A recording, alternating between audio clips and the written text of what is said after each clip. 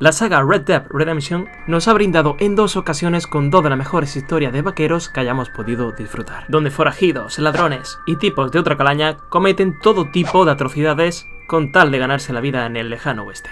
Sin embargo, como digo en numerosas ocasiones, la historia real suele superar a la ficción. Así pues, para traer tan buenas historias, Rockstar se ha debido inspirar en la historia real de ciertos pistoleros, unos maleantes de los que hablaremos a continuación. Muy buenas a todos, soy Evil Smile y hoy os traigo los pistoleros más famosos de la historia que inspiraron a Red Dead Redemption.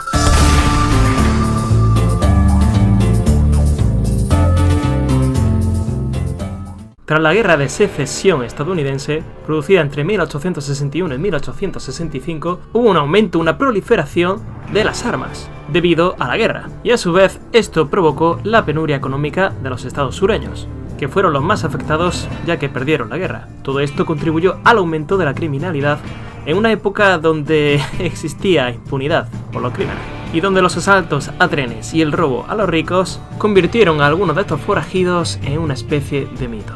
Así pues, comenzaríamos nuestro top de pistoleros más famosos de la historia con el curioso caso de Jesse James. Jesse James. Este forajido ostenta el récord de la recompensa más grande ofrecida jamás por la captura de un bandolero, que se supone que eran unos $10.000, y por ser el pistolero que ha inspirado más películas en la historia de Hollywood. Recordad que la vida de la mayoría de estos pistoleros se vio bastante marcada por lo sucedido en la Guerra de Secesión estadounidense. Así pues, Jesse James y su hermano Frank lucharon en el batallón de Quantrill por la Confederación, donde acabó siendo comandante.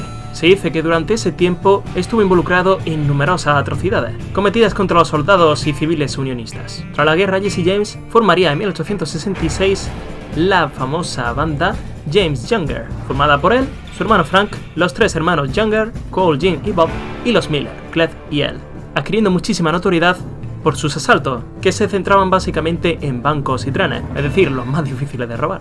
Tal era la fama de esta nueva banda en los Estados Unidos que el propio gobierno norteamericano llegó a contratar una agencia de detectives que espero que os suene, la agencia Pinkerton, los cuales ya sabéis que aparecen tanto en Red Dead Redemption 1 como en Red Dead Redemption 2, hostigando a nuestro personaje, fuera John Marston o fuera Arthur Morgan. Pues bien, el gobierno norteamericano contrató a los Pinkerton con el único propósito de capturarlos. Se decía que la banda de Jesse James robaba a los ricos para dárselo a los pobres. Sin embargo, no hay ningún historiador que confirme que esto es cierto. En 1875, varios hombres de esta agencia de los Pinkerton, ya sabéis, estos que les estaban intentando dar caza, lanzaron una bomba en su propia casa. Sin embargo, allí no se encontraban ni Jesse ni su hermano. Por desgracia, la explosión le dio a su medio hermano y a su madre, la cual perdió hasta un brazo. Un año más tarde, la banda Jesse James protagonizó un ataque contra Northfield, un pequeño pueblo del lejano oeste, habitado en ese momento por descendientes de inmigrantes suecos. Pese a asesinar a más de una treintena de pobladores, según se dice, finalmente fueron repelidos por los lugareños, de tal forma que la banda jamás pudo recuperarse de ese golpe.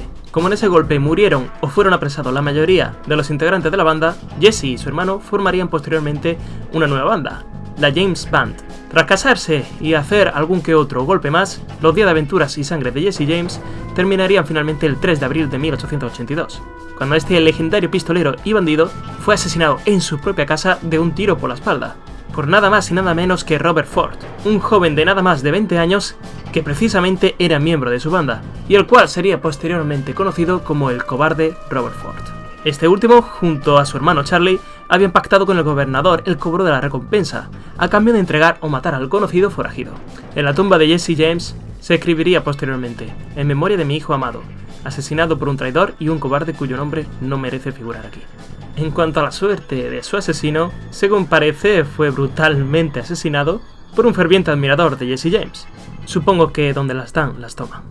Ahora vamos con aquel que fue conocido como el Robin Hood del Dorado, y de cuya leyenda, ojito a esto, proviene la mítica e idealizada figura del Zorro.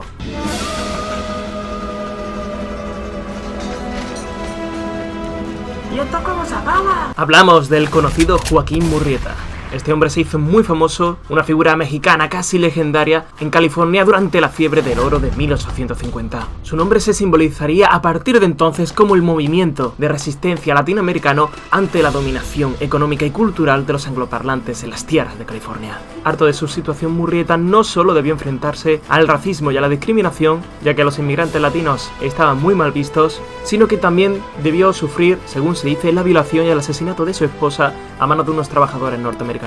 Un crimen que, por supuesto, quedó sin castigo, ya que los delitos y crímenes cometidos por los no latinos solían quedar impunes. Desolado por la muerte de su esposa e imposibilitado para ganarse la vida legalmente, Joaquín Murrieta se convirtió en el líder de una banda llamada Los Cinco Joaquines. A partir de entonces la ley le atribuyó el robo de más de $100.000 en oro y más de 100 caballos, sin contar el asesinato de 19 personas. En 1853, el gobernador de California firmó una ley que creó a los Rangers de California, cuyo único propósito era localizar y arrestar a los cinco Joaquines. Tras establecerse una recompensa de $5.000 en el caso de que se capturara a Murrieta, posteriormente estos Rangers se cruzarían con unos cuantos mexicanos. Los Rangers afirmarían más tarde que dos de los muertos eran Murrieta y el lugarteniente de Murrieta, al que denominaban Jack Tres Dedos. Tras pasear la supuesta cabeza de Murrieta y los 3 dedos de su lugarteniente, corrieron muchos rumores posteriormente de avistamientos de Murrieta mucho después de su supuesta muerte, por lo que la figura de este legendario zorro no murió con Murrieta. Antes de seguir con este maravilloso top, os recomiendo que os paséis por mis redes sociales, ya que en mis redes sociales publico cosas bastante interesantes. Y también para todo aquel o aquella que quiera apoyarme para que siga haciendo vídeos, os dejo aquí abajo en la descripción el enlace para entrar en mi Patreon, donde aparte de permitirme seguir haciendo vídeos, podréis recibir una recompensa, como aparecer al final de mi vídeo, entre otras recompensas. Ahora sí, sigamos con el top. El siguiente puesto de nuestro top de los pistoleros más famosos de la historia pertenece sin duda alguna a uno de los más conocidos, Billy el Niño. Billy the Kid nació en unas circunstancias bastante difíciles y tuvo que sobrevivir a duras penas. En estas circunstancias comenzó su vida delictiva demasiado joven, cometiendo robos de poca monta, y aunque fue arrestado por alguno de estos actos, siempre fue puesto en libertad. La leyenda asegura que cuando Billy tenía solamente 15 años, ya mató a 2 hombres. Posteriormente se haría más conocido después de la Guerra de Secesión, donde debido a varios enfrentamientos fue considerado un bandido. Se hizo aún más famoso, ya que muchas veces se intentaron capturarlo, pero finalmente se les ingeniaría para conseguir escapar, matando a sus guardianes por el camino. También mató a un sheriff y a su ayudante. Tras matar a un jugador y pistolero muy conocido en Nuevo México, Billy el Niño empezó a considerarse como un pistolero con el que había que tener mucho cuidado. Las autoridades, sabiendo que solo un pistolero muy hábil y con conexiones podía capturar a Billy el Niño, reclutaron a uno de sus más queridos amigos, Pat Garrett, quien solía compartir en su momento partidas de póker, fiestas, etcétera, con Billy el Niño. Después de haber sido nombrado sheriff del condado de Lincoln y marshal del territorio, Garrett habló con Billy el Niño y le dejó el siguiente ultimátum: si dejas Nuevo México no te perseguiré, pero si permaneces en el territorio, entonces no importará dónde estás, tendré que ir a por ti. De esta manera, Pat Garrett y sus ayudantes capturarían a Billy en 1880, siendo Billy condenado a muerte. Sin embargo, el 9 de abril consiguió de nuevo fugarse audazmente de la cárcel tras matar a sus 2 guardianes. Finalmente, Garrett y sus ayudantes conseguirían cercarlo y darle muerte en la noche del 14 de julio de 1881, con distintas versiones sobre su muerte, ya que se comenta que incluso pudo haber sobrevivido. Fue conocido porque a su corta edad asesinó a 19 personas, casi a una víctima por cada año de su vida. El puesto número 4 de los pistoleros más famosos de la historia pertenece a John Wesley Harding. Este chico, que creció en la etapa posterior a la Guerra de Secesión, comenzaría a meterse en líos a los 14 años, pero no sería hasta un año después cuando cometería su primer homicidio.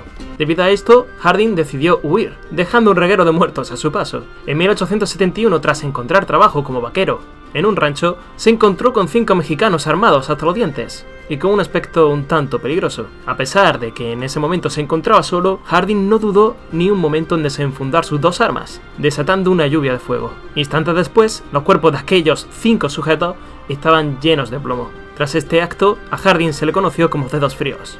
Harding pudo casarse y ganarse la vida a veces jugando al póker, Sin embargo, los sheriff y cazarrecompensas continuamente estaban pisándole los talones. Hay quienes dicen que Harding tuvo un encuentro con el famoso pistolero Wild Bill Hickok, también conocido como Salvaje Bill, quien le habría dicho: eres el muchacho más hábil y rápido que he visto, vamos a dejar esto de lado y seré tu amigo. Sin embargo, no hay nadie que confirme este encuentro.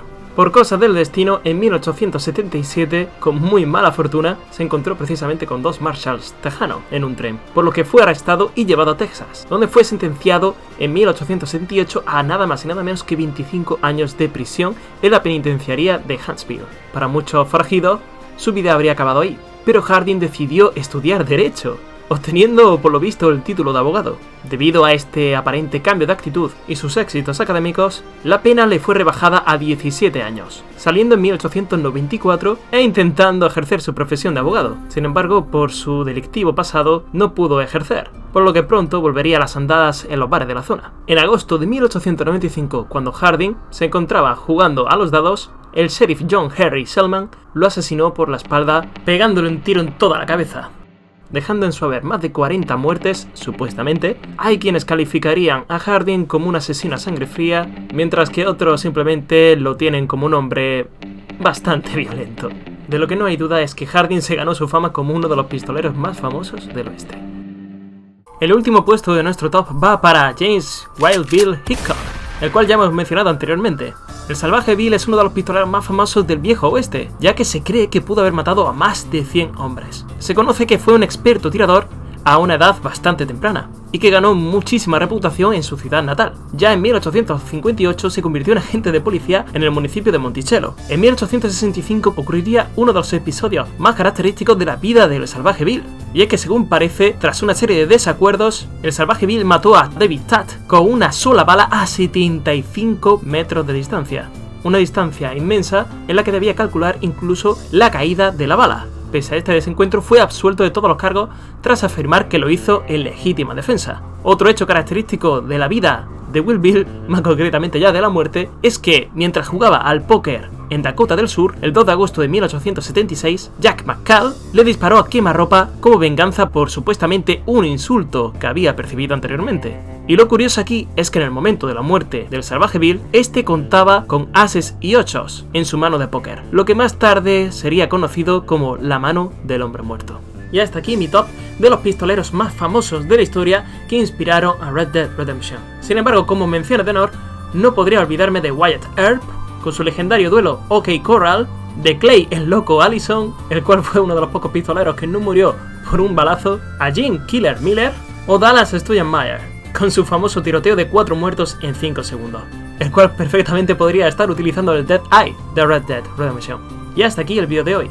Espero de verdad que os haya gustado. Si os ha entretenido, me encantaría que dejaseis aquí abajo vuestro like, suscribíos si no lo estáis, que me ayudáis muchísimo, dadle al botón de la campanita de aquí abajo para estar al tanto de cuando subo un nuevo vídeo, seguidme en mis redes sociales y apoyarme si queréis en Patreon, y ya nos vemos en el próximo vídeo. Hasta la próxima, chao.